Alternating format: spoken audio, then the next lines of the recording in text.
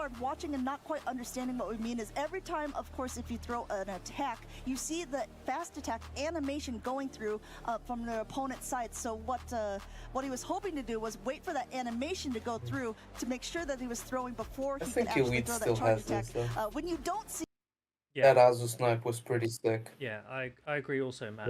And he moves One going of the through. It's a good things chance for that your anyone who opponent used to is watch waiting too, or they're when, going to try to go for a catch. And King what used to I cannot wait for stream is this originally. final match, decisive I game don't know if he 3, still does it, but he would loser always try and save a semifinals, and we Pokemon have for a Shadow catch in Gligar the into end. Lantern. Yeah, good This is commentary pretty by Amanda neutral on that overall. point We've as seen well. that it's mostly the charge attacks by both Pokemon here that are going to be doing that hefty amount of damage. A lot of baiting going on potentially from that Gligar, but there's no need to bait from Shady Equation side because those Surfs are going to be doing super effective damage to that Gligar. And since it's a Shadow, it doesn't want to take it at all. Elite already throwing up that first shield, just getting a ton of So energy Elite is fine to see the Lantern here. Aerial Ace bait. Elite is Yes, fine the to Shady see the Equation Lantern has here, to but decide, if he is doesn't get a Elite shield, going he's to in use trouble. a bait here?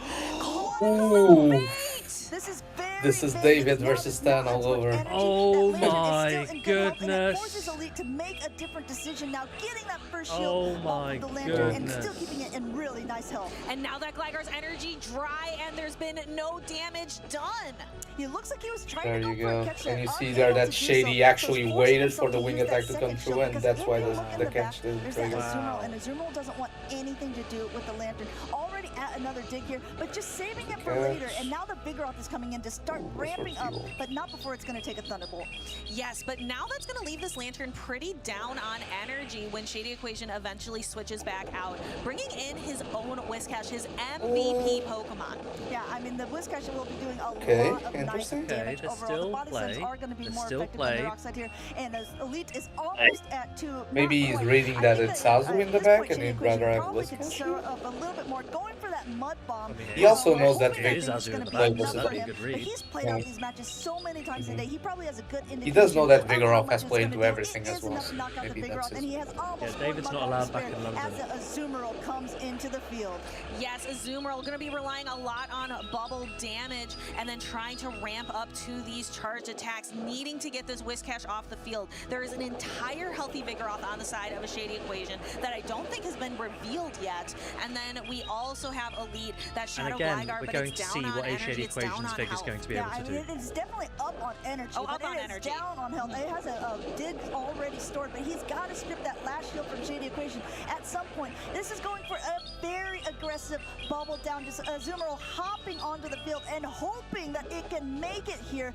Now an aggressive swap out. At the same time, a simultaneous swap. Will this Gligar be able to get it in time? It is a charge attack priority. Mechanic by Elite. Yes, and a Shady Equation opting for the shield, but Elite has so much energy. Yeah, We're going to see the Surf come this is through. the There's end no shields remaining. The Elite's Surf run, is I going think. to connect. This is going to connect. This is going to be enough to knock out the He Gligar, left the and door there is open, only an Azumarill and Shady left in just this blasted matchup. through A it. Shady Equation hasn't even shown the Vigoroth yet, but he's probably about to, as this player This will player connect does with that get it. Lantern. No protection. Elite's like, please can there be a Gligar in the back? Please can there be a Gligar in the back? Yeah, and this Azumarill, try as it might, the counters are resisted. However, one play rough just not going to do it. Vigoroth is going to get to the body slam to knock out the Azumarill and Equation. knocking Elite What out of this Los a Angeles player. regional tournament. What a Vigoroth player. with the body slam. Azumarill goes down. A Shady Equation goes on from the loser semifinals. A fantastic performance from a Shady Equation.